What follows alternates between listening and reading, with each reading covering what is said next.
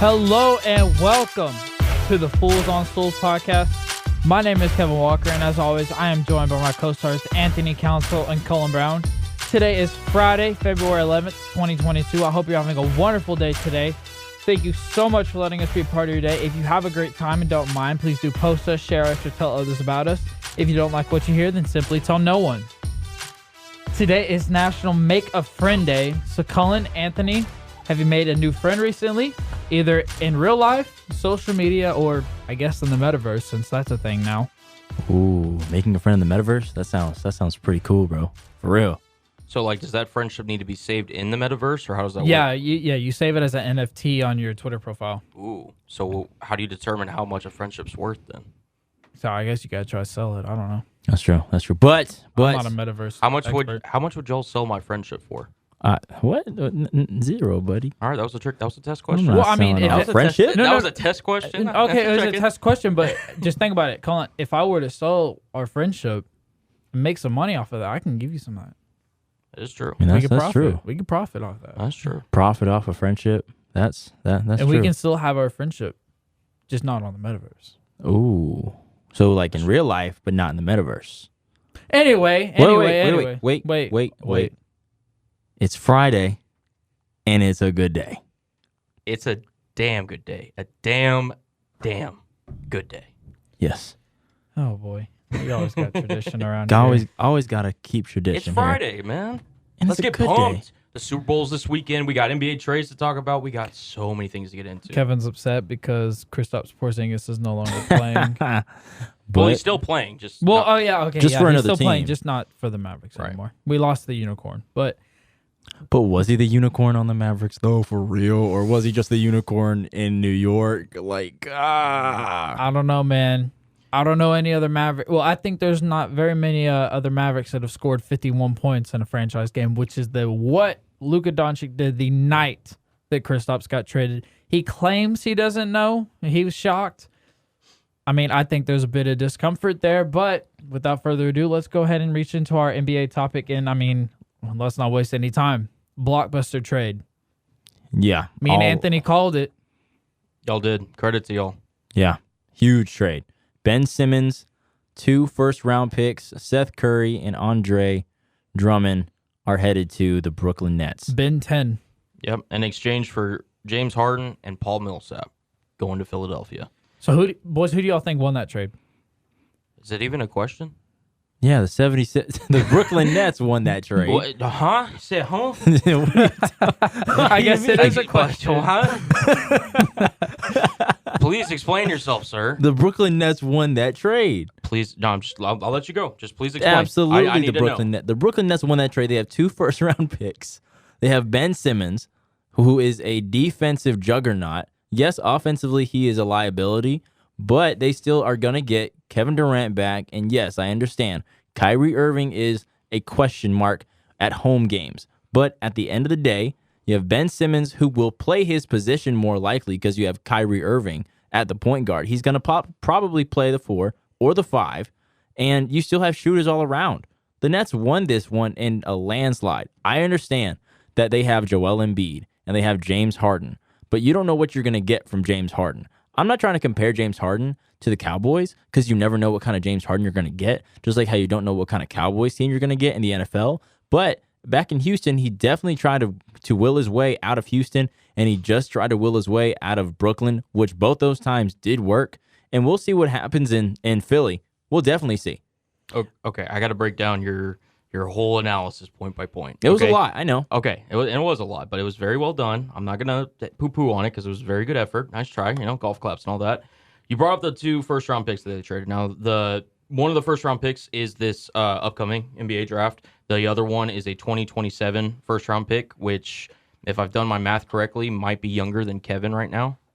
So that's very good value in trading for, James Harden. Not to throw any young shade at you, Kevin, but it's the truth. Totally didn't feel it. No, not at all. Seth Curry, very nice rotational piece. He's I think shooting over 40% from 3. I do think that was very important for the Nets to get. I mean, you can never have too many shooters, and Seth Curry's obviously a very good one.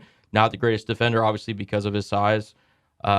But again, nice rotational piece. Andre Drummond, I mean, he's just not what he used to be in terms of Detroit Pistons or anything close to that. I mean, he's a guy that they do need size, so I guess he's a body in that regard. But I mean, he's just a guy that just made the salaries work, I guess. Ben Simmons. I don't know, if everyone remembers this, but I'm old enough to remember a few months ago when Ben Simmons is coming off the worst performance of his career in that playoff series against the Atlanta Hawks, where he passed up a wide open dunk. We all remember the memory of him, being scared to go to the free throw line. He's had his issues with shooting. He's just not going to be the guy that can come up clutch in those moments. He hasn't proven that yet. Not to mention, he hasn't played a single game this year. Okay, but you're acting like he hasn't been working out. You're acting like he's been sitting down on his butt all day this whole entire season and hasn't been playing basketball. He's been training throughout this whole entire season in gyms playing basketball, pickup games, and so what? I understand. No, there's a difference in playing a pickup game and playing an NBA game in a season. Big difference. Yeah, and there is. And Ben Simmons is not in game shape yet. And maybe he'll sit there and round up. How do you know he's not in game shape? Trust me, I know. He's not sitting out there playing. When's the last time you've seen an NBA athlete take this long of time and just immediately just flow right in? Michael Jordan. Michael Jordan. No, he didn't. Michael Jordan lost in that first, or what was it, the playoff series against the Orlando Magic his first time when he came back. He didn't win a championship right away. He had to sit there and regain himself, and then he came back the next year. You just said play. You didn't say win a championship. Yeah, in a game. Right, but in his first game back, Michael Jordan was not great. It took him a few games, to warm up. He then got in the playoffs, and they got bounced. He then had a full offseason to recoup, and then he got back and was, Michael Jordan and everything. Ben Simmons, it's going to take a while for him to get back into game shape. Not only that, he's got to build chemistry with these teammates again. Because not only has he not played with Seth Curry or Andre Drummond with the Sixers this year, he hasn't played with any of these Nets teammates at all, obviously, because he hasn't played. And so he's going to have to build up chemistry. And the last thing I'll say, because I didn't even get to the Philly part of it, the rule with NBA trades is very simple. Whoever gets the best player in the trade wins about 90% of trades. So if you're giving me those odds, and I think we all agree that James Harden is the better player out of Ben Simmons, Seth Curry, Andre Drummond, Paul Millsap, and the 13-year-old to-be-named first-round pick, I'm going to safely say I'm going to take James Harden that. James, yes, you're right. He has had moments where he's quit. He's put on some extra weight. He's given lackadaisical effort. But when he's motivated, when he sits there and he is in the mode of I'm James Harden, I want to play basketball, he's still a top 15 player in the game. He's still one of the better players in basketball. I mean, he's having a down year, and he's still averaging 22, 10, and 8. I mean, that's a lot of teams will take that on their team right now. So, me personally, we'll see if this Nets experiment works because, again, we got to see where Ben Simmons is at mentally. But if you're telling me who won this trade, give me the team that got the best player in James Harden. You mean the best player in Joel Embiid? Well, who we already have. I mean, I get it. Right. I get it. Speaking of the Philadelphia 76ers, one of my homeboys has his own podcast called Real Talk with Miles Johnson, Real Talk with MJ. You can find it on Apple Podcasts, Spotify, or you can go to his Twitter account at Real Talk with MJ1.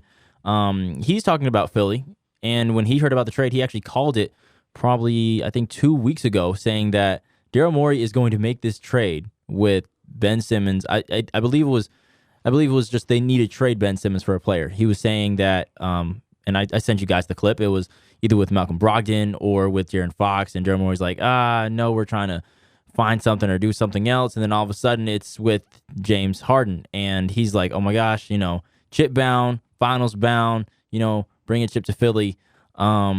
Do I think that that's going to happen? I don't know. I mean, obviously, shout out to you, Miles. Follow Miles Johnson at Real Talk with MJ1. But I think that they will make the playoffs for sure with Joel Embiid and James Harden. I just don't know if they'll go all the way to the finals. That's the thing. I mean, outside of Milwaukee, who looks like the most complete team, who are you picking over Philadelphia right now? Miami. Really? Yeah. Phoenix for me. Well, I'm saying in the East. Sorry. Oh, in the East. Okay. Yeah, Kevin, did you want to jump in and give your thoughts on this? So, I mean, I don't know. I think as far as it goes, I think it could even out to be a pretty fair trade. I don't think Ben Simmons is all that. He is defense. He's a defensive guy.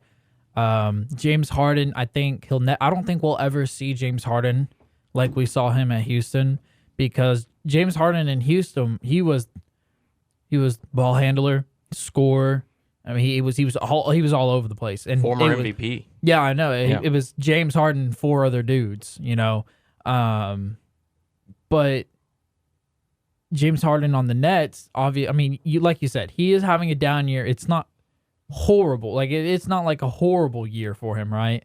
Like he's still scoring significant points and he's still putting up significant numbers, but he's not playing like the James Harden we know. And I think that falls into part with he's not the main guy anymore. And I think a lot of people were worried about this when the Brooklyn Net Big Three originally came out. We got 3 ball dominant guys, maybe on the exception of Kyrie, because he did play with LeBron, and that was a pretty successful duo. But even then, you still have 2 ball dominant guys trying to share it. It was just a hard formula to work out, and I know they only played I think it was like 16 games. Yep, 16 together. Mm-hmm. And I don't have their record pulled up of how many they won out of those 16. I mean, it was either 11 or 12 wins. Out of Yeah, 16. I mean, I think there was a lot of issues in Brooklyn that became the reason why Harden was out. It kind of sounds like KD and Kyrie didn't want him there anymore, and Harden obviously didn't want to be there anymore. So at the end of the day, Harden going somewhere he actually wants to be, that may help him play better. I think the trade was pretty even. I think it can work to benefit of both teams. Like I said, I don't think Ben Simmons is all that. I don't know what kind of play shape he's in. And I guess we'll just have to kind of find out and see, But if I'm Brooklyn, I'm a little worried about, how he can be in the locker room. Because with what's going on in Brooklyn right now, I would imagine that the motivation is pretty low.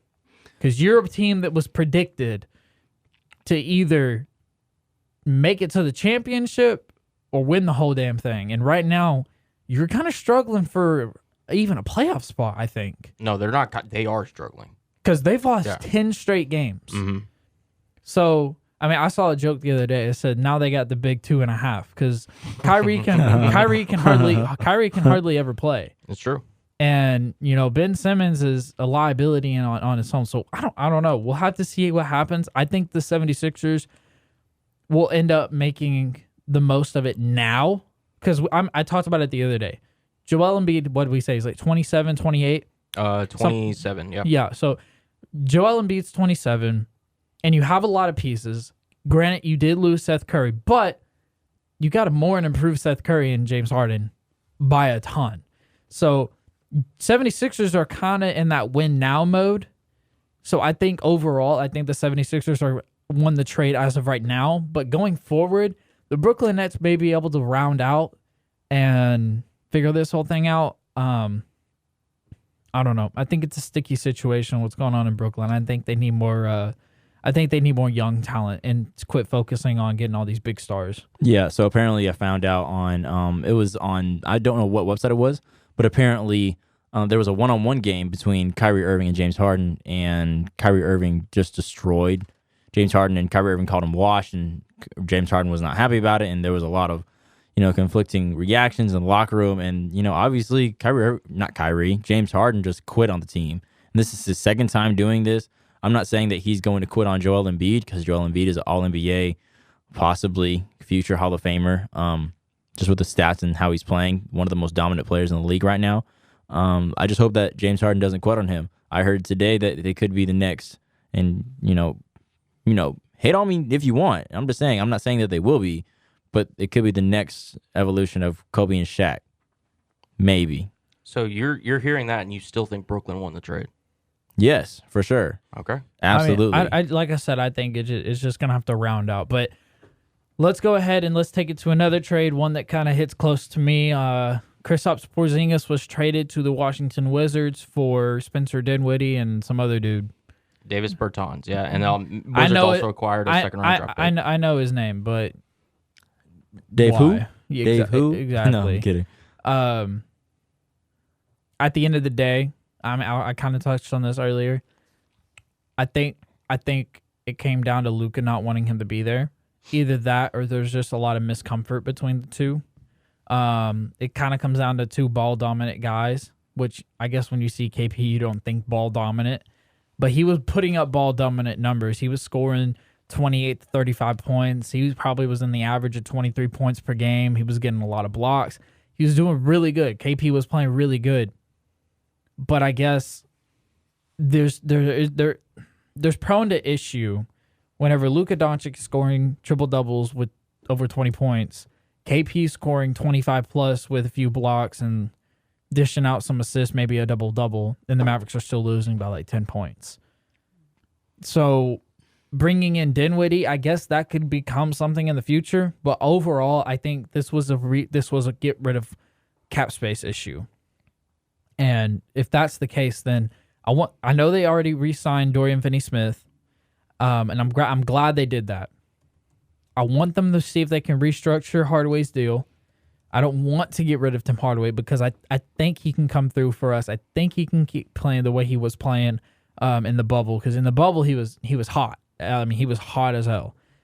I do know that the Mavericks are the favorite to go get Goran Dragic from the Spurs, because the Spurs are planning to buy out Goran Dragic. So I know the Mavericks are a favorite to go and get him, which that's long overdue. Basically, the Mavericks are in a situation where they're going to do whatever Luka Doncic wants. However you view that, whether that be wrong or right, that's kind of what they're doing. Luka has wanted to play with Goran Dragic for a long time. As you might know, they played together in Slovenia. They have a lot of experience together. I think overall, Luka Doncic is very comfortable, and he likes a lot of his teammates. And I'm not even going to sit here and say he didn't like KP. I just think that the skill set that they have didn't mesh together very well. Yeah.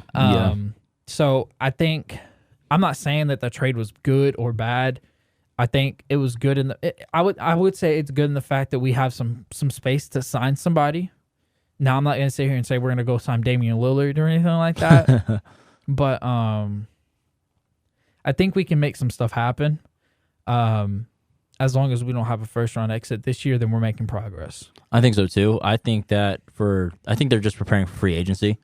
That's the biggest thing. Obviously, don't make a first-round exit, get in the second round or maybe even the third, and then figure out the pieces that you need, and then go get a superstar or just another star in the West or in the East or whatever. Because in my mind, when I first saw this trade, and even when I called you, Kev, it was just like, what? It didn't make a lot of sense. Right. I was really confused. Right. Like, what are the Mavericks doing? Like, oh my gosh. Like, I didn't even know that Kristaps was headed to the Wizards. I think it helps out Bradley Beal, but Bradley Beal's injured right now. Well, he's getting surgery. Excuse me on that. But I think that they're just preparing for free agency, honestly, with the Mavericks. Mark Cuban said this morning from the Dallas Morning News about the trade, or his viewpoints on the trade. Sometimes it's the system that matters, and in order for the system to work, you've got to have people that fit different roles within a system. KP was great within certain roles, right? And he did a lot of amazing things with us, but there were certain things that we didn't have with Timmy out. So we were able to do 2 for 1 in that respect. That's from Mark Cuban, the owner of the Dallas Mavericks, this morning from the Dallas Morning News. Gotcha. Yeah, no, just to touch on what you said earlier, Kevin, about the salaries. Kristaps Porzingis' cap hit this year is $31.6 million, roughly. I'm just going to be rounding numbers here. The contract cap hit for Davis Bertans, he who shall not be named apparently on this podcast, he is coming in at a $16 million cap hit, and Spencer Dinwiddie is at a 17.1. So roughly it's relatively the same amount. The combination of Dinwiddie and Bertans is about roughly $2 million more. Could be very interesting. Me looking at this from a non-Dallas perspective, right? Obviously, you sit there, right? You've had 2 straight seasons where you got bounced in the first round by the Los Angeles Clippers. Luka is a talented guy. He's going to be a guy that sits there and he's going to need to be in that later stages of the playoffs, and he needs some help. Kristaps, unfortunately, although I believe he was playing his best season with the Mavericks this year, throughout his entire tenure, He just could not consistently stay on the court due to a number of injuries. And as a fit, like you were mentioning, Anthony, fit-wise, he's a guy that can be a ball stopper because he's the kind of guy that can go a little bit iso ball in terms of maybe the post or, the high pick and roll and all this other stuff. And while Luka can succeed in that role, as I'm sure that they did over the years, Luka really needs, floor and spacing. He needs to be the ball dominant guy, and Kristaps is kind of one of those guys that also needs the ball in certain aspects and doesn't necessarily always play the best without the ball. And in fact, he would get kicked off to the 3-point line more often than other. So I think this is a move that, like you said, could definitely be a future move in terms of being able to acquire a superstar down the line. Obviously, when you have two contracts that are less than $20 million, it's easier to move a contract that's $30 million necessarily, unless that player is obviously worth that. So I like this move for the Mavericks. It may not be the best move in terms of right now, but in terms of future moves, this is definitely something that could help the Mavericks acquire that second superstar to pair with Luka Doncic. And hopefully this time, unlike with Kristaps, it's a move that will stick around for the foreseeable future. Yeah, I don't know. I kind of like the Nets trade. Like, I don't think it's going to pan out now. I think, like you said, I think it's going to be more of a future thing. Hopefully we can get busy. Maybe on the buyout market. I don't really know all that much that's out there besides Goran Dragic. But hey, I mean, free agency. We'll just have to kind of see what happens. I don't know, man. I guess my dream player would be Dame, if we could get Dame on the Mavericks. Yeah, that's true. But I don't really know how that would mix either. Yeah, but talk about that 51-point game though from Luka though. Hey, that was amazing, man. He put it on. Yeah, I mean, it's Luka. So Anthony was kind enough to pull up the stats. I mean, I think he's slowly trying to take my role as stats guy on the show, but he's the record with Kristaps Porzingis in the lineup and without him for the Mavericks. It's basically identical, both around 60%. It's actually less with Porzingis in the lineup than when it's just Luka. And I really think Luka can thrive in this. Ultimately, he'll sit there and he'll perform his best. He's going to show up when it comes down to playoff time. They really just need a guy that's going to sit there, not necessarily need the ball, that can play without the ball, but in spots when Luka's sitting there and he's getting trapped at half court, be able to run the offense, be able to execute at a high level and take some of that pressure off of him. Hopefully the Mavericks can do it because, like I said, I think a guard or a wing type player, and he needs to be able to play defense too because Luka, you don't want him to stress too much on the defensive end. So a guy, again, so Klay like Thompson but yeah. So because when you were saying that someone who can like play defense but also can shoot the three, I was thinking of Malik Bridges from the Phoenix Suns. Yeah. Oh, great. Because he's example. a 3-and-D player. Mm-hmm. He can shoot the three, he can play defense and stuff like that. And he's a guard too. So I mean, I think something like that. Right. So that would be a good player. But in terms of like a superstar, like in terms of a guy you're paying potentially like a $30 million contract, he needs to be able to get his own shot too. I like Bradley Beal for that option. Mm-hmm. That would be another good one. That'd be in terms of guys willing to play style with Luka, I think Bradley Beal would be one of the better ones you could pair up with him. Yeah, I think I know his future is kind of uncertain in Washington. How much time does he have left on that contract? Well, I believe he recently signed his extension. Obviously, he just suffered that knee injury. Yeah. So wrist injury. I'm thinking of. Yeah. I don't know. I thought of Kristaps and I was thinking knee injuries. So, but in terms of his contract, pulling up here, so he signed a 2-year, $70 million deal with the Wizards that includes a player option for this next upcoming season. So he technically does have a chance to, opt out of that and maybe test the free agency market or maybe do a sign and trade with Washington, in which Dallas sends them something. I mean, obviously, I'm assuming whenever they made this deal for Spencer Dinwiddie and Davis Bertans, his name probably came up. And if there was any inkling that Bradley Beal wanted out of Washington, they probably would have taken it more seriously. Maybe some reports would have gotten out. I just think Bradley Beal, it's like one of those things when I brought up the Damian Lillard thing on last podcast, Bradley Beal loves Washington. Like, he loves the city. He loves playing for those fans. And he's trying to build a winning culture around there. It's not something that I personally agree with, but I can understand it in terms of, just wanting to spend your whole career with one team that'll lure that can give a player. So I don't hate on Bradley Beal for it. I mean, there's not a lot of free agents in this upcoming free agency that are like superstars that are going to be like on the free agent market. John Wall, I think Westbrook, Bradley Beal, Irving. Gary Harris, Zach LaVine, Goran Dragic, Ricky Rubio, Andre Iguodala. That's just to name a few who are going to be free agents this upcoming summer. And I mean, you don't see a lot of superstars on that ticker list, but I mean, there are some players that you could possibly sign for the Mavericks. I mean, you're playing with Luka Doncic. I mean, all you need is someone who could play off the ball. I would say Andre Iguodala is a good player. You could have he's like that 3-and-D player. He's a champion, obviously too. But who knows if he's going to stay with Golden State or not? We'll have to see. The only problem that you said John Wall on that list. Yeah. The only problem with John Wall is he's kind of up there, man. So is Iguodala. Iguodala both is up there in age. Bottom line is, if I'm a Mavericks fan and I'm sitting there and making a wish list, Bradley Beal's at the top. Yeah, no, for sure. Bradley Beal, Damian Lillard, and anybody who has a defensive presence, really. Yeah, I just think Luka works best with another guard or another wing. I don't think another big that commands that kind of because I just don't think it works. Yeah, because if you look at the Mavericks, we already have a few bigs. They can shoot. They can even shoot. But they don't command the ball. No, they don't command the ball. No, yeah, we don't. They don't. So I just, hopefully, Dallas will find out something. I think through the rest of the season, though, obviously they're going to see how Dinwiddie and Bertans mix into the lineup, and we'll go from there. So how do buyouts work? So buyouts, the market is starting. So they're probably already in discussions with those players, potentially those that are sitting there being like, hey, listen, teams come to the player. We're like, hey, we're going to go in a new direction. Let's talk terms here. We're expected anytime after the All-Star game this weekend for them to really start heating up in terms of names coming out, potentially buyout, maybe even some buyouts starting next week, but they can come as soon as next week, to answer your question. So when can teams start signing buyout players? Well, so once a player is bought out, right, and he's sits there, he has to go through waivers, which is a 24-hour period.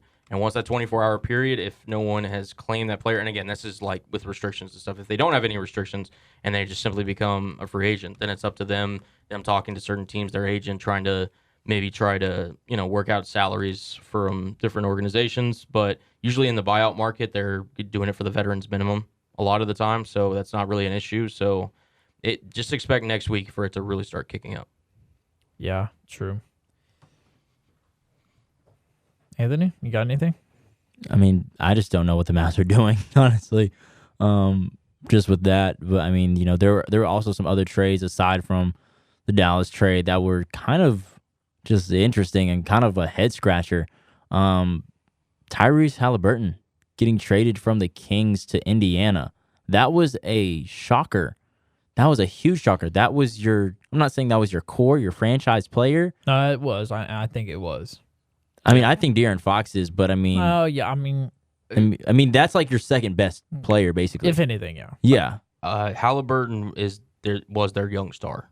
Fox was the better player right now, but Halliburton was their future. Oh, for sure. So I completely agree. Yeah, it's something that Kings are going to king. Like they are one of the worst run organizations. Like the last good team I remember them having was like, Vlade Divac, Mike Bibby, Doug Christie, Chris Peja Stojakovic, Weber, all these guys. And ever since that, it seems like that ref gate with Tim Donaghy or whatever his name was, the Kings have been just the worst. You could argue the worst run franchise in the history of sports, and this move proves it. I mean, you give up not only Tyrese Halliburton, who is your future, Buddy Hield, who is a very hot trade commodity that could have fielded you a lot more just on his own merit. And all you return is, Sabonis, he's a nice player and everything, but he's kind of already at his potential. And then Justin Holiday and Jeremy Lamb and a second-round pick. It's just, those are just rotation guys. And then a 2023 pick that's not even, in the NBA yet. So it's just, the Kings, it doesn't make sense from, what are you trying to build your direction around? Do you think Sabonis and Fox are going to get you into the Western Conference playoffs? Because I don't see it. That's like saying, oh, yeah, De'Aaron Fox and Domantas Sabonis are going to be like the Magic and Kareem, or better yet, the Kobe and Paul Gasol. Except De'Aaron Fox isn't, Kobe or a shooting guard, but I'm just saying, just that power forward, that point guard, that bang bang dynamic duo punch. And Sabonis doesn't shoot threes. Neither does Fox. He's a great passer, but he doesn't shoot threes. So I just don't know. And I mean, I think that the Pacers did a great job though. In the trade, you still have Miles Turner. Yes, you have to watch out for his injuries, but you have Buddy Hield now, Halliburton, and some key pieces that you kind of can structure your team around with Rick Carlisle. Yeah, because I mean they were basically saying we're resetting, right? And they literally the best possible scenario because they're still going to have their first round pick that could be another potential lottery superstar depending on how the lottery works out. And so you already have Halliburton, who's now a nice piece. You have Buddy Hield as a shooter. I mean, Tristan Thompson's really just a salary just to make it work kind of guy. But I mean, potentially with whoever they get in the next draft, I mean, Indiana has a very bright future. It made all the sense in the world for them to make this trade. Just from the Kings' perspective, I'm just looking at this and I'm like, what are you doing? You're building a team around two non-shooters with a bunch of non-shooters in a shooting league. That's essentially what they did. And because Sabonis and Fox are not going to be knockdown shooters, and I mean, it just doesn't make any sense. Like I'm literally still sitting here. This trade happened however many days ago, and it still doesn't make sense to me. Well, let's go ahead and take it from the NBA. Let's head over to the Olympics. In Beijing. Yeah. The Beijing Olympics 2022. It's fantastic. How to take a Euro. No big deal. A lot of things have happened, though, Yeah. in the Olympics for sure. The United States currently sits at, I believe it was 6th. Let me go double check that. I think it is 6th. I think so. Yes, they currently sit at 6th. They have 4 gold medals. It's great. That's awesome. Shout out to Chloe Kim for sure. Yeah, she's really carrying us She's right now. killing it right now on the half pipe. And Nathan Chen in figure skating. I'm not gonna lie. Like I don't know if I said this on the last podcast, but I may have said it off air. Go watch Nathan Chen figure skate. I don't watch men figure skate much or even at all. But watching him figure skate and get the gold, I think he broke the world record in figure skating based on the score. Like it was just poetry in motion. Like I don't usually watch it, but when I watched him, it was like, wow, that's really good. Like he did really good. Yeah. No, I mean it's we've got some more contests here hopefully coming up, so hopefully we'll bridge that gap to Germany, who is number 1 in the medal count right now. They have 7 gold medals, 11 total. Norway has 14 medals in total right now. They currently sit in second. 6 golds, 3 silver, and 5 bronzes. Netherlands rounds out the podium positions with 5 golds, 4 silvers, and 1 bronze for 10 medals in total. It'll be very interesting. Obviously we had the half pipe snowboard runners yesterday. Shout out to Sean White. And it'll be something where the United States historically hasn't started off strong in these events. They tend to kind of build momentum towards whenever these events start to go on for longer. So we'll wait and see if the trend continues. But yeah, dude, I really enjoyed catching a little bit of the Winter Olympics after finishing some homework. Yeah, yeah, and even the men's curling team, they bounced back from a loss to Sweden the other day, 9-7, and they got a victory over Great Britain too. They held a narrow lead heading into the 8th, and before they ended it with the UK to tie it, which was really good. Not gonna lie, they play Norway, I think today or tomorrow in curling. So hopefully the U.S. men's curling will stay in the fight or stay in the battle with them. Mm-hmm. Yeah, no, I think it'll be a very interesting event to keep your eye on. Like curling is hard because It's you're on your knee and then you got to push the what is it called? Kevin, please help me out here. I want to say the curl thing, but I know that's not the right terminology. It's definitely not the curl thing. Yeah, I know that's not the right terminology. Yeah. But they push the thing on the ice. I know, right. We all know what you're talking about. And then you got to get the curling stone. Yeah, the stone, the curling stone. The stone. And then you just got to make it stop. Anyone who belittles any Olympic athlete is not the brightest human being because those guys, the effort that they have to put in. Oh yeah. Day after day, hour after hour, minute after minute, it's incredible.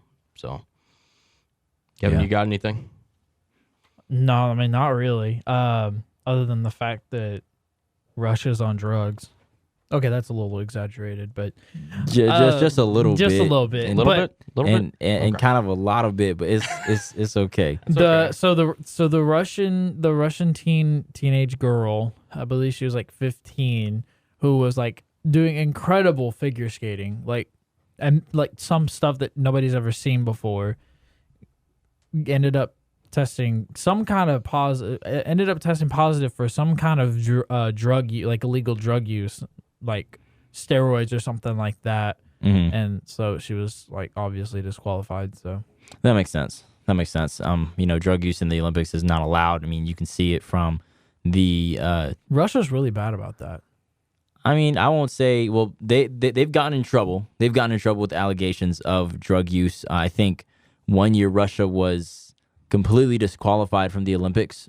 1 year, I don't know if it was the summer or the Winter Olympics, but they were disqualified. I think so. I think so. Because of either drug use or something. But and that's why they're using that specific name. Mm-hmm. I guess the Republic of Russia or something like that. Right. Cullen, if you could look that up, I don't want to be wrong. But I've actually got her name. Kevin, did you say her name at the beginning of this? It was Kamila Valieva. Kamila Valieva. Again, I apologize if I'm mispronouncing that Russian name, but that's how it phonetically looks to me. So, doping scandal among the Russian Olympic Committee, the ROC. It's rocked the Winter Olympics. Like you said, she was going through this. The anti-doping agency obviously is currently suspended by the WADA, so they had to use the International Testing Agency, and they found her obviously that she tested positive, and it's definitely one of the biggest topics of the Olympics right now. So and it says in 2019 the WADA was banned Russia from international competition for 4 years due to a state-sponsored year-long doping scheme involving some of the country's greatest athletes. So that's why they're going with the Russia Olympic Committee for Russia, the ROC. Mm-hmm. So but I wouldn't say that Russia has a drug problem. I just say they had a cheating problem. I mean, I would say this. Not Olympians, but some athletes, I think they just think that taking steroids and taking drugs will help them when it just doesn't. It just doesn't. If you want it bad enough, go get it. Do something about it. Period. I mean, I don't think a drug's gonna help you out, by going the distance or getting the championship or getting the gold medal, getting the ring, whatever you want to call it, all together. Because I mean, the same thing happened in swimming with I think it's Lochte. Yeah, Lochte. Yeah, yes. He got in trouble with drugs and he wasn't able to compete. And I mean, it's a problem. Ryan Lochte, to clarify. Yeah, Ryan Lochte. Yeah, Ryan Lochte. But the problem with that is that actually the drug that what was her name again, Colin? Camellia. Valieva. Okay. Camellia Valieva. So they said the drug that she tested positive for actually does make her better. It actually does increase her performance. So, yeah.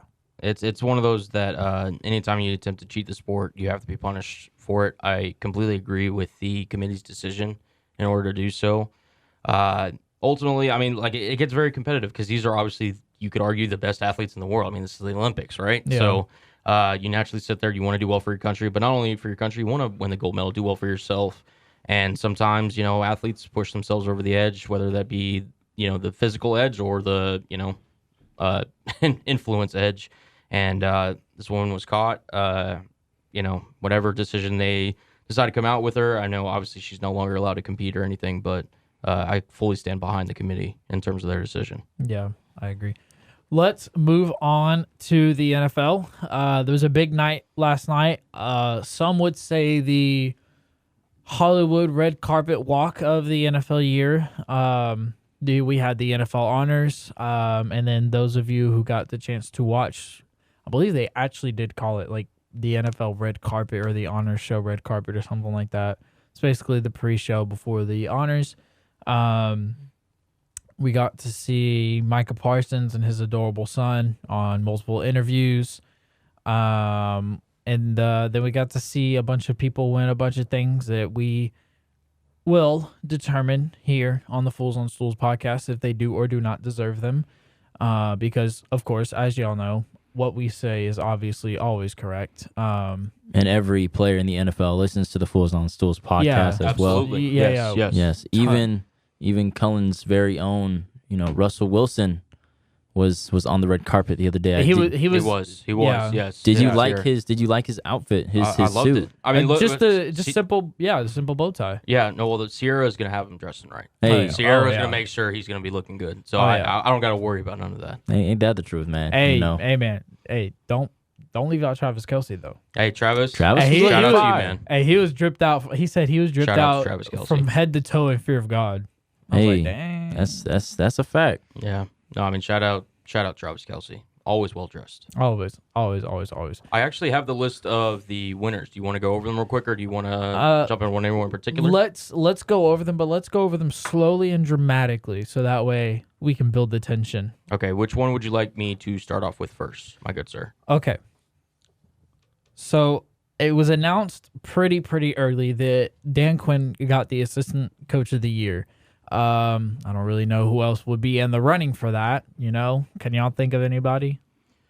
I mean, there was definitely. I think the guys in Buffalo, both Leslie Frazier, I think he was the second, or came in second place in that award. Mm-hmm. And again, I already went on about how much I love Brian Daboll, but Dan Quinn had deserved to win this award. Yeah, of course. Yeah, it made sense. I mean, after looking at that defense this whole entire year with the Cowboys, it just compared to last year too. Definitely compared to last Night year. and day. Absolutely, 110%. I mean, that defense was elite. They were a monster. Obviously, they didn't make it past the Niners, but this whole season, the defense and Dan Quinn was like peanut butter and jelly on whole wheat bread. It was delicious to watch, especially watching Micah Parsons just dominate everybody. Did you happen to mention Defensive Rookie of the Year, Micah Parsons? Is that who you just No. mentioned? Hey, give him the right title. The NFL's first and only unanimous Defensive Rookie of the Year selection. That's right. Unanimous. Unanimous. Unanimous. It wasn't. He wasn't even put up with anybody else. Nobody was even close to touching him. They just were like, Yeah. I mean, there was no There you argument. This was one of the, in terms of all-time rookie defensive seasons, one of the greatest ever. did he finish in second behind T.J. Watt? For the I don't have the Defensive Player of the Year. I know he was in the top 3. I don't know if it was second. I know it was him, Aaron Donald, and T.J. I believe Aaron came in second, I think. Okay. So I mean, even then, to be in the top 3 as a rookie, that's Yeah, of course, and yeah, I know I just spoiled it, but yeah. So T.J. Watt got Defensive Player of the Year. When you do something as good as tie the all-time sack record, that's kind of what you're gonna get. I do feel like if Michael Parsons could have played in the very last game of the year, for those of you who don't, no bias here, but for those of you who don't know, he got COVID and couldn't play in the last weekend of the year, the regular season, that is. If he could have played, maybe he could have put up a few more stats, maybe another sack, and that would have been cool. But honestly, when you tie Strahan, you tie the all-time sack record, and you have a dominant year like T.J. Watt did, that you're gonna win defensive player of the year. and 15 games, by the way. Yeah, in 15 games. I thought it was classic that J.J. Watt announced, like when you saw it and you saw him look at the tablet and he saw TJ and he looked and he was like, TJ. it was just classic to have your older brother, give you that award. God, that family. I mean, can you imagine like Thanksgiving dinner at their household? Man, this is a lot of talk about competition for sure. I mean, Derek's sitting there as just like the little brother, just being like, "Hey guys, I'm here too," But I mean, congratulations to T.J. Watt. Made an argument he should have won it last year over Aaron Donald, but he does get his first Defensive Player of the Year. Well deserved. He gets his flowers. Well, like you said, well deserved. I agree. And how long has he been in the league? It's not been a long time. So he was drafted at the end of the first round by the Pittsburgh Steelers. I think it was the 24th overall pick in his draft. I'm looking up the year at the moment. He was drafted in... He just signed his extension. Too. Right, 2017. Okay. Yeah, I'm not saying it's been a long time, but it hasn't been a long time. Like, he's been balling. He's almost out of his rookie deal. Yeah, he's definitely been balling for sure. And you know what he did right after he signed his rookie deal? He was like, "Coach, I got to get to practice." Like, he was signing it in his practice, shoulder pads, everything. He was just ready to work. So it's a commitment to excellence, and that commitment got him Defensive Player of the Year. Like I said, well deserved. Hey, it makes sense, man. That the Watt family is phenomenal on all sides. And wait till the little one gets up in age. Yeah, he's gonna be a beast too. We need to give love to the fullbacks, man. We really do. We got to come up with something for them. So Yeah. But anyways, moving on.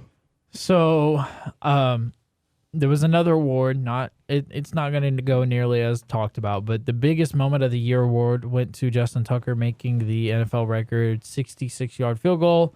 I don't know. I just wanted to get y'all's thoughts on Well that. deserved. The fact that Well the deserved. Lions can't win in no matter what circumstance they're in.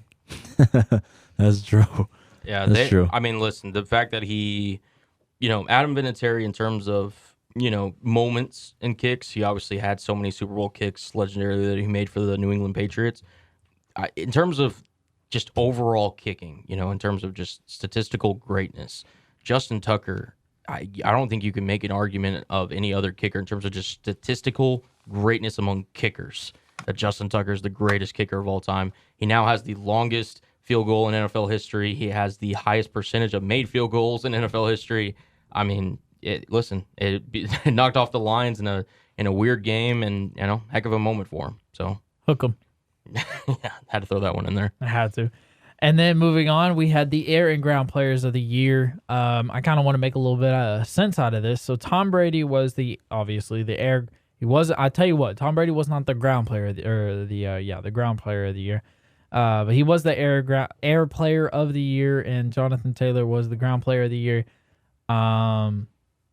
I mean, I guess there's not really much debate for that. Tom Brady threw for like 5,300 yards. So yeah, nearly broke the season record. Jonathan Taylor led the way for the running backs. Really would have wished Derrick Henry would have stayed healthy, because I think that award could have been really special this year in terms of the amount of yards he would have had. But yeah, well deserved for both guys.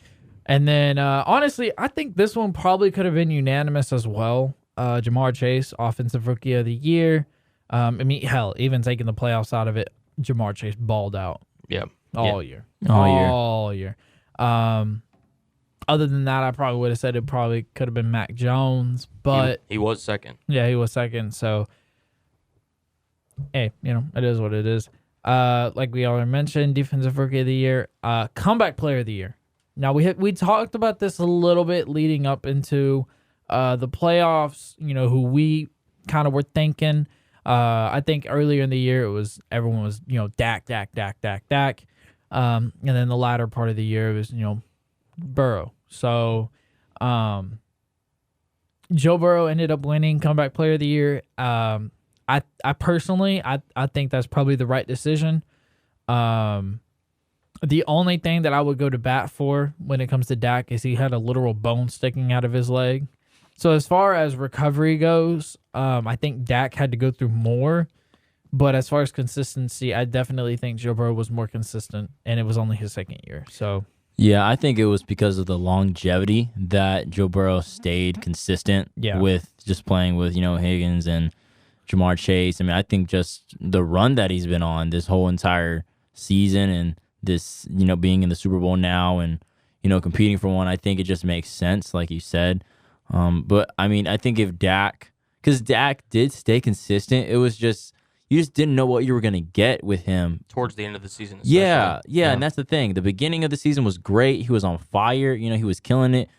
Obviously, I would say for me personally, unanimous, comeback player, because he was playing, just out of his mind.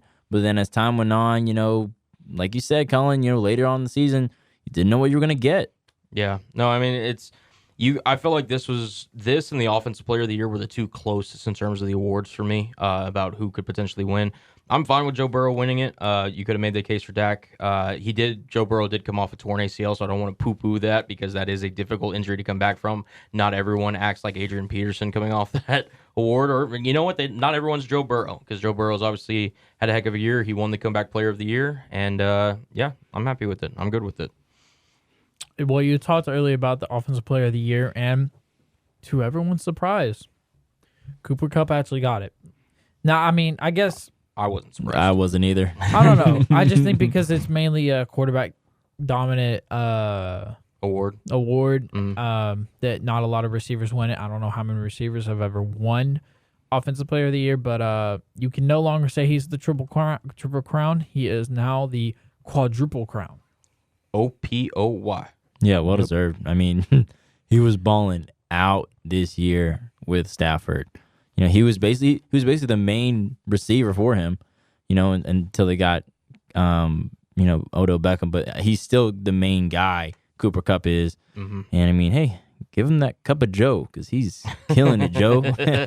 Hey, and just think about it. Cooper Kupp had 0 stars, or not 0 stars, 0 Division I offers coming out of high school. Yeah. No, I mean, he had a quote that he came out with, I believe it was right before the awards were announced. Because, I mean, Cooper Kupp, in terms of a physical, receiver, he's not the biggest, he's not the fastest, he's not the longest or anything like that. And he said, when people talked about my speed, speed is a luxury. Quickness is essential. His work ethic in terms of, his precise route running, his essentially getting open, finding the soft spots in zone. As you mentioned, Kevin, he's a Triple Crown winner, most receptions, most yards, most touchdowns. He well-deserved in terms of the hard work and effort that he put in. He had a very nice tribute to his teammates and his wife. And well-deserved Offensive Player of the Year. I think there could have been a strong case for Jonathan Taylor because of what he did carrying that Colts franchise this season with Carson Wentz as their quarterback. So, but all in all, Cooper Kupp won this award, and congrats to him. And then we'll move on to Coach of the Year, which was Mike Vrabel. How did y'all feel on that one? I don't think I was surprised. I mean, it just made sense, just about how their team was, this year. I guess when you win with Ryan Tannehill and you don't have Derrick Henry, it kind of paves the way. Yeah, emphasize that. Yeah, I mean the fact that we all saw that game against Cincinnati. The fact that Vrabel was able to get the 1 seed with that guy at QB, give him the Coach of the Year. So other just than, for courtty, other than Vrabel, who else would y'all have said? Because I think Zach Taylor was the second. Yeah, Taylor certainly had a shout. I'm blanking on his name. I apologize. Sean McVay. I mean, again, I know he's already won the award, but the consistent year in and year out job that he and Kyle Shanahan do, I think you could really nominate either one of those guys as a top 3 candidate to me. Honestly, I think you should have given it to Zach Taylor because after last year and that season that they had, I don't remember the record last year, but it was really bad. It was like 5-11, I want to say. Yeah, 5-11, and then you're coming back and it's completely flipped the script. You flipped the script this season, and now you're in the Super Bowl. I would have definitely given it to Zach Taylor. Yeah, I mean, that's kind of what I was thinking. Well, I mean, one coach has Joe Burrow, the other one has Ryan Tannehill. I'll leave it at that. I mean, and that's a fair comparison. And then Walter Payton Man of the Year, Andrew Whitworth, well deserved in my opinion. He said he might retire if the Rams win the Super Bowl. He said in a quote it'd be the perfect way out. I think I can't make any argument on that. I will be talking more about him in Cullen's Corner, so make sure you guys tune into hour 2. I'm going to be going over all his accomplishments, everything he did, and like you said, his kind of impact and everything. So I'll kind of save my comments on that. But really great guy, great interview. Again, well deserved. And then we'll move on to Most Valuable Player. I didn't get who I thought it was going to be, but it ended up being Aaron Rodgers. So what are y'all thoughts on that? We all 3 guessed different, didn't we, on this award? Because I picked Rodgers, you picked Brady, and then I said Burrow. Yeah, you said Joe Burrow, and Joe Burrow wasn't even third place. It was Cooper Kupp was in third. Wow. Yes. Yeah. Cooper Kupp was third.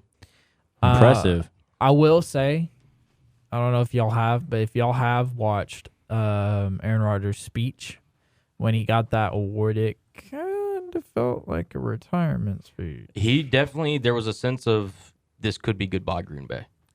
That definitely was. I don't even think goodbye Green Bay. I think just goodbye. Like, it like? I don't believe that at all. Because I wasn't able to listen to it. I was watching F1 because you guys told me doing homework. Yes. So that's what I was doing yesterday. So I was watching it. Right. So but when you say like goodbye, Kevin, like, are you saying like I'm just done with the NFL period? Like I'm just gonna go, or I don't know, man. That's what it sounded like. It kind of, honestly, like you said, Cullen, it either sounds like bye-bye Green Bay or bye-bye NFL. He's got a lot of other stuff going on. he's a really weird guy. You know, he True. That bought is true. he That bought is very he true. bought some land in Tennessee, and Nathaniel Hackett went to Denver. See, the only reason why you buy land in Tennessee is if you're gonna move there, or if you're gonna, raise some cows up there at a ranch. And he's been looking like a cowboy recently. I mean, he's got the long hair, and he wore like some kind of suede leather jacket or something. I don't know what he's got going on over there. And so I don't know. It was just kind of weird to me. Like you said, Cullen, I think it could either be a thank you Green Bay, see you later kind of thing, or buy NFL. I don't know. Who knows what Aaron Rodgers is gonna do? Yeah, no, I definitely agree with that. Listen, MVP Aaron Rodgers, I just don't believe he's done. He did tell the Packers that he will make his decision before the start of free agency and before the start of franchise tagging and everything. So hopefully we'll know soon within the next month what he's gonna do. Hopefully so. Let's move on to the Hall of Fame class. Cullen, if you could, give us a quick rundown on that one. Okay, so I've got the entire list here. Tony Baselli, Leroy Butler, Sam Mills, Richard Seymour, Bryant Young, Cliff Branch, Art McNally, and Dick Vermeil highlight the 2022 Hall of Fame class for the NFL. Well deserved. Well deserved. DeMarcus Ware. Yeah. There was a lot of snubs this year. Devin Hester. Yeah, there was a lot. But we're going to get to that later because we're going to have a little bit of Kevin's kickback. So now we'll make our Super Bowl picks. Do you want to do it now? We have to. I We can need hear to. your hands steaming up the mic as you're rubbing them, All right. Cullen. Boys, Okay. come on now. For those who don't know,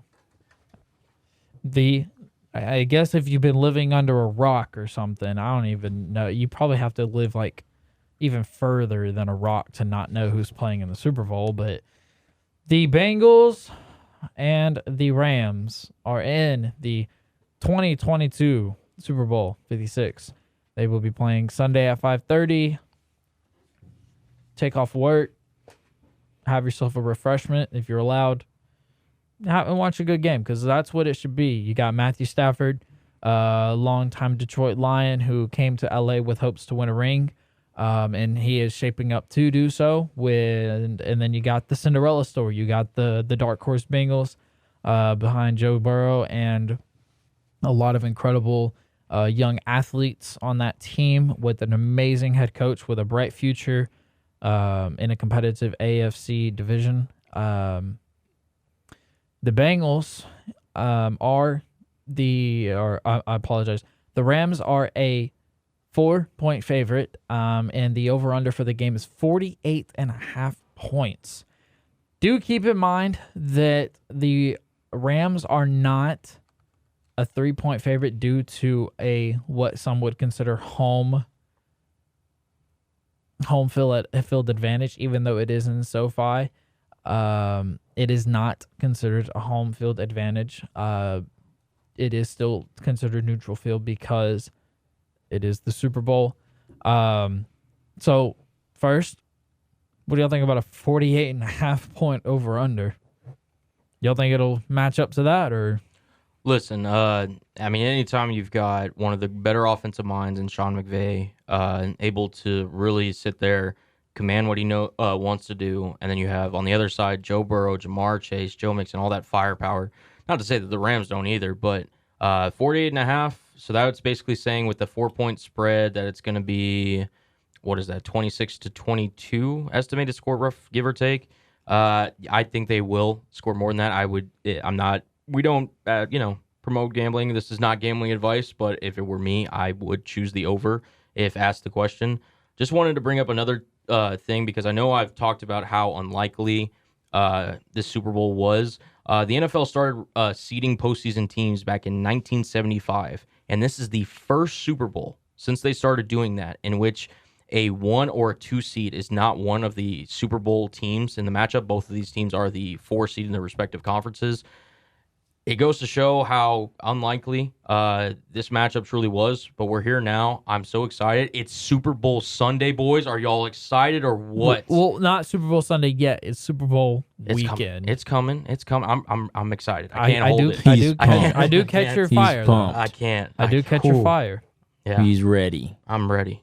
Absolutely. Anthony, how do you feel about this one? Man, I'm ready, man. I'm just like you, man. It's going to be interesting.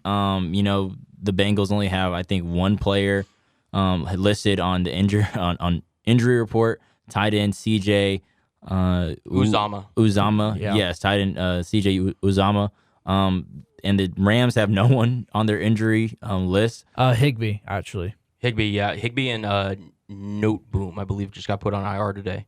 But Okay. that won't be like game time decision or anything. They're just not going to play. Okay, Yeah. so yeah, It's actually pretty even because Higbee is their tight end for the Rams and Uzama is the tight end for the Bengals. So it kind of evens out, I suppose. yeah, and It's okay. The Bengals will just go get Rob Gronkowski next year, and they'll be good to go. well, let's focus on this year Yeah. right now.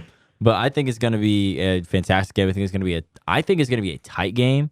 I don't want it to be a blowout. I don't think. I'll be very sad, to be honest, if it's a blowout. I'll be shocked if it's a blowout. Actually, Yeah, either way, honestly. Either way, Either yeah. way.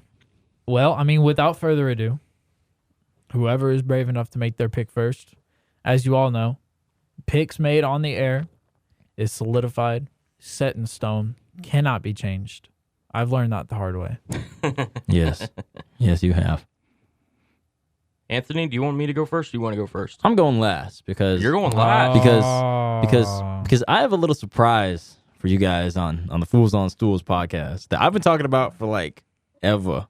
Like you guys know, I've been talking about this surprise all day, All right, we'll all do it. week. All right. All right. Let's see. So go ahead, guys. All right, listen, Kevin, I know you're not the one that normally goes first, but do you want to go first on this one? Man, this is so hard. This is so hard. See, I think the one thing that I've learned about myself over this playoff run is that I have a very hard time. And I've never done a podcast up until this year. So I've never really had to take my analysis and actually put it pen to paper, as for lack of better words. So I've always just kind of been able to like make my own mind up in my own head, like, oh, I think this team's going to win. But really, at the end of the day, I just like to enjoy and watch football. But to make these picks is so fun that you can't not make the picks. But they're so damn hard to make. Because it's like I've learned that I have a hard time. I have a hard time knowing, okay, yeah, this team has the better stats to win, but I'm rooting for this team to win. And I think I've fallen into that category just for the last like 4 or 5 weeks. So, The listeners are waiting. No, Kevin, you can't. Yeah. You got to make your Yeah. pick now. No. You don't pass it over to me after you make that diatribe. Come on now. all right, man. I guess. I mean, when you got a man wearing Cartier glasses, what can't he do? You're going with Joe Burrow. You're going with the Bengals. Is that what I'm hearing? As long as he wears them Cartier glasses, yeah, they got the dub. Can we get a score from you? I mean, I'm gonna go Bengals, but I mean the score. I mean, we're not gonna go like based off of like record, like anything like that, like right. Like if the Bengals win, I'll still get counted as a win, not only if I get the score right. No, I mean just what do you think? What do you think for it is? fun, just yeah. for fun. Okay. Yeah, exactly. Yeah, what's the point spread? It's a -4 to LA. It's -4, yeah. So I think the only way, I mean, it would only make sense for the Bengals to win on an Evan McPherson field goal, right? That's true. Okay. That's true. So I'm gonna say, because I think they'll score more than the over under. Let's go 35-33 Bengals. 35-33. Yes. That's a So that would be Wow. So over 65 is what you're saying. Okay, no. Then let me think. Let me think. No, Let me take that. No. Let me take it yeah, back. yeah, Let me take it back a little bit. Oh my goodness. What's a very popular? Let me think. Wait, that's actually over because you said 35-30. That's over 67. My bad. Yeah, that's a lot of points. I'm thinking. What's a very popular score? I mean, there's a lot of offensive power, so I mean, I can understand. True. Come Let's go. You know what? Screw it. 28-24 Bengals. See, that makes more sense. 28-24 And I can see that. I can definitely see that with just the defense and how that defense is going to try to get to Joe Burrow, but then also the offensive power that the Bengals have. And I mean, there's going to be so many stars in LA, bro. Oh my gosh, I wish we were in LA right now. I love LA. Man, I wish we were there just for the Super Bowl. Yeah, just for the Super Bowl, I'd rather be in Texas. In other words. I mean, hey, I love LA. I mean, but also I love Texas because, no state income tax. I'm about to say, yeah, money-wise, Texas, but, I mean, you can't beat that California weather. No, you can't. But go ahead, Cullen. All right, so, as Kevin alluded to... I already took forever, so you got to be hurry. You have to hurry up with your picks. Okay. All right, we'll see what I can do. But that man with the Cartier glasses, I don't know if y'all noticed, but that man's kind of the talk of the week this week. Really over the last, however many, since the Kansas City game, honestly. He's sitting there, he's doing interviews, he's got one sock turned inside out, he's he's sitting there talking about, leaving his award at the award ceremony and, all this hype. People are sitting there, he's saying, is he the next face of the NFL and all this other stuff, right?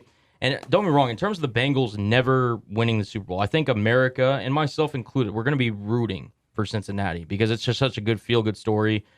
Former Seattle Seahawk, by the way, Trey Flowers is on the Cincinnati Bengals. So rooting for you, Trey, to do well in that game. Hopefully you won't get toasted too bad. Who cares? Okay, but Mister, I take 5 minutes to make my pick. Chidobe Awuzie is on the Bengals, and he just came off of playing with the worst Dallas Cowboy defense in forever. Please. Okay, yeah. So you got a little rooting there too. So there you go. No, that's not even part Rootin', tootin', ready for scootin'. There you go. All right, go Cullen.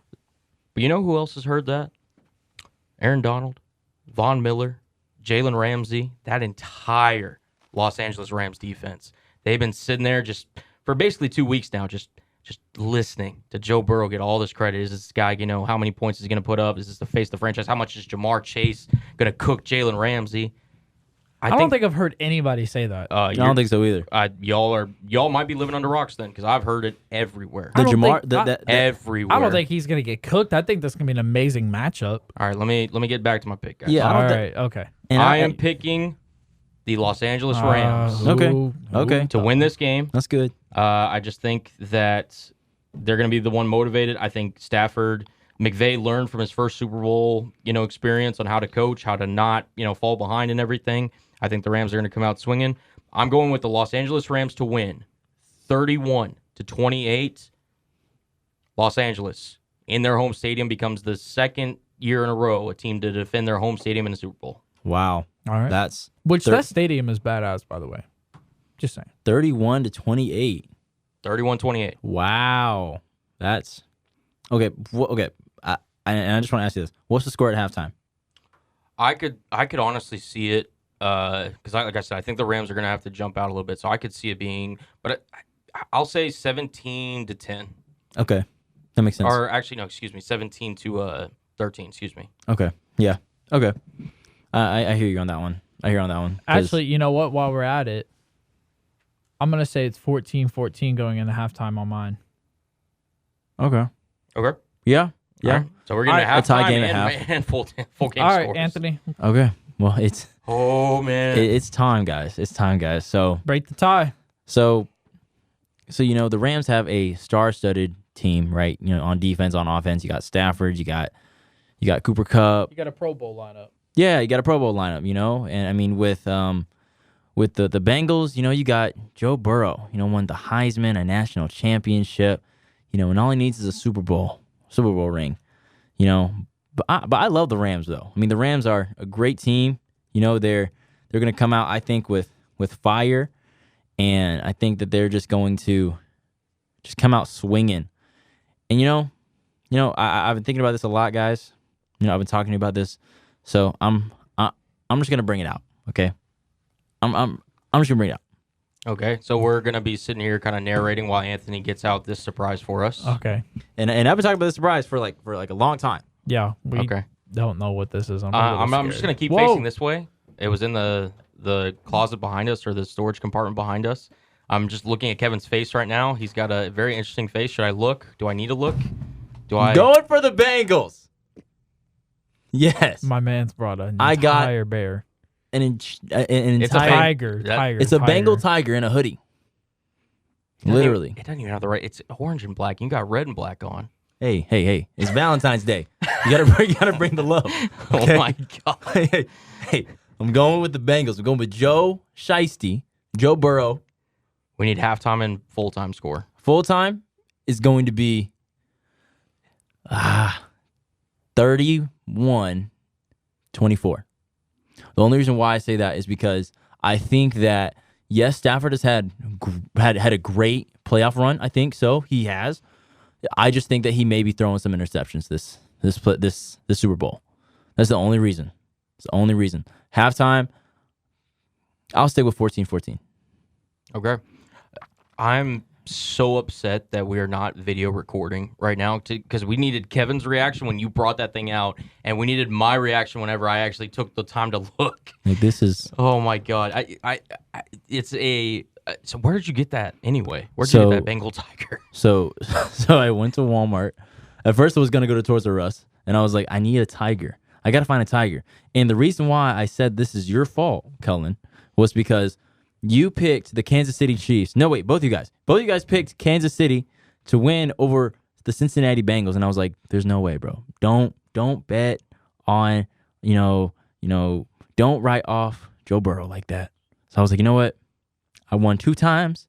2 times I won going for the Bengals, and I brought my tiger to prove my point. Does the tiger have a name? Shiesty. Yeah, it's Shiesty. I hate y'all so much. Shiesty. Oh my god. Shiesty the tiger. Well, for the Fools on Stool audience, for those that didn't see it, we might have to post a picture on our social media to truly encapsulate Shiesty's appearance on the show today, because that was something I don't think I was really expecting. But thank you guys so much for tuning in. We've got our picks. Hope y'all tune in with us to Super Bowl Sunday this weekend. Kevin, you want to take us out, my friend? Yes, sir, I will. You know it. All right. Thank y'all so much for tuning in for hour 1 of the Fools on Stools podcast. Be sure to come back for hour 2. You don't want to miss the list that Cullen got for us today. The Super Bowl list, of course. Always got to keep it relevant. Got a little bit of Anthony's Alley, and we're going to touch on a bit of Kevin's kickback as well. You don't want to miss it. I promise you. It's going to be fire. It's going to be heat. You know it. Anyway, we will see y'all in hour 2. Peace.